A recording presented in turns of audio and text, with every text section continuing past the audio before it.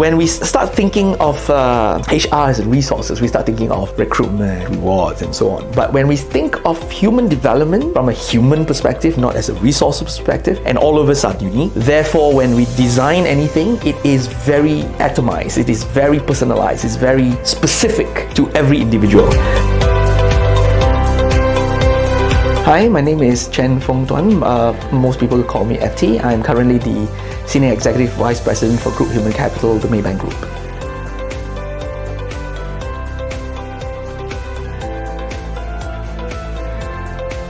Well, in my opinion, I think sensitivity plays a vital role in delivering diversity, inclusion, and equity. The reason being, most of the policies that we put in place necessarily need the people to have the right empathy, the right level of empathy, the right level of understanding. And when you put understanding and empathy together, that's how we call sensitivity, where they are sensitive to people's behavior, they are sensitive to people's thoughts, they are sensitive to people's non-verbals, therefore able to then put together in their mind how they want to respond. So I think sensitivity plays a vitally important role in ensuring that we can deliver the objectives of the various DEI and ESG policies that we have in place.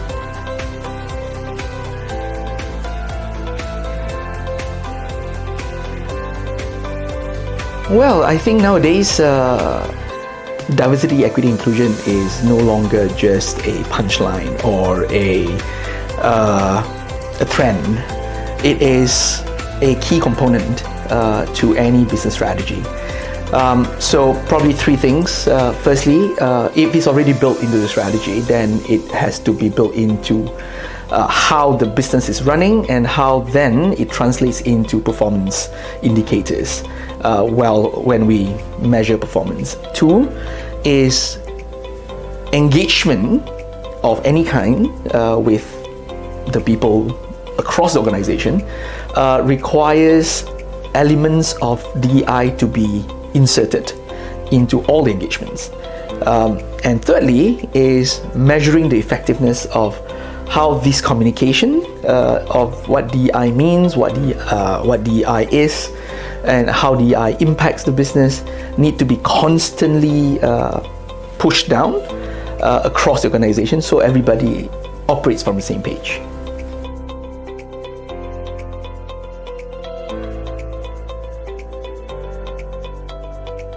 Okay, I'll probably give you three main challenges that organizations face. Firstly is awareness.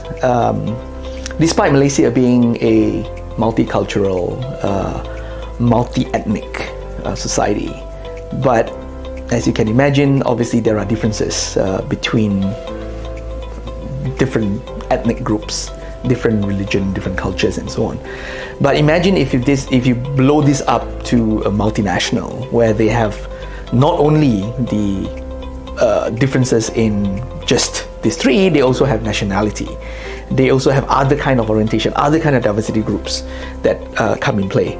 So awareness of how these differences can make us stronger, that's one main challenge. The second one is acceptance. Once you're aware, is you need to accept that we are operating in borderless infrastructure right now. It's borderless, right? It cuts across. With the virtual way of doing work, you have people who are currently working in another time zone, in a totally different environment in America, in Latin America, in Africa, and in Oceania. So the acceptance that we are different is also a key consideration. And thirdly, when you're already aware and you have accepted, is how do you harmonize and how do you leverage on these differences? And understanding how to do it is not as simple as what we would think. It's not as simple because just knowing something, just accepting it, we constantly have to work on it so that people are actually working together, collaborating well. Sometimes we are also separated by language. We have language barriers. somebody in China only speaks Mandarin and somebody in Italy only speaks Italian, but they have to work together in the team. And how do you then putting in the right interventions, the right strategies, the right programs to close this gap? So those are probably the three things that I think is key barriers. Your question also includes how do we want to overcome that. For each of these three main barriers, we need to put in place very specific interventions, very specific initiatives. Example of initiative of awareness is everyone needs to go through a orientation or onboarding where we actually put in these elements of diversity in there so that people understand.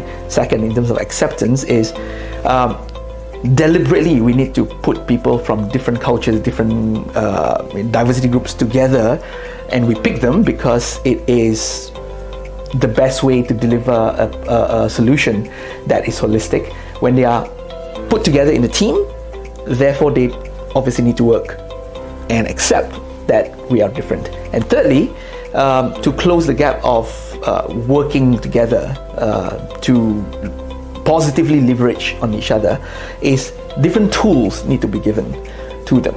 Different tools. And these tools can include a simple translator, a simple tool as a coach, or a simple tool as a mentor that people can go to when they face challenges managing this intercultural sensitivity.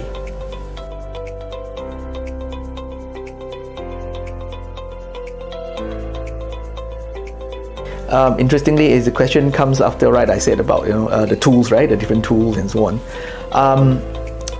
I think the fact that talent can come from anywhere in the world, because we work on virtual platforms more than ever now compared to previously. So technology plays an important role.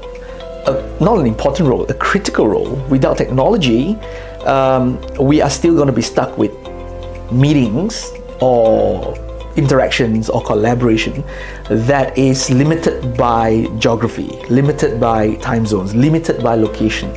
Now we don't have to. Another piece of technology that I can think about is what I call virtual presence. This is beyond Zoom or Microsoft Teams and so on. Is beyond that.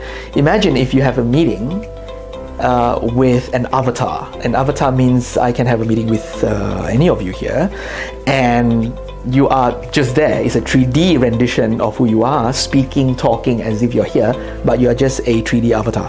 So we don't lose that organic interaction, yet you may be operating from a totally different location in a totally different time zone, yet you are right there having a collaborative interaction without having to be there. So if you ask me how technology helps and facilitates this, it's a critical component. Gen AI is another key technology that has recently come into play that will obviously intentionally help and assist in delivering and closing the diversity gap.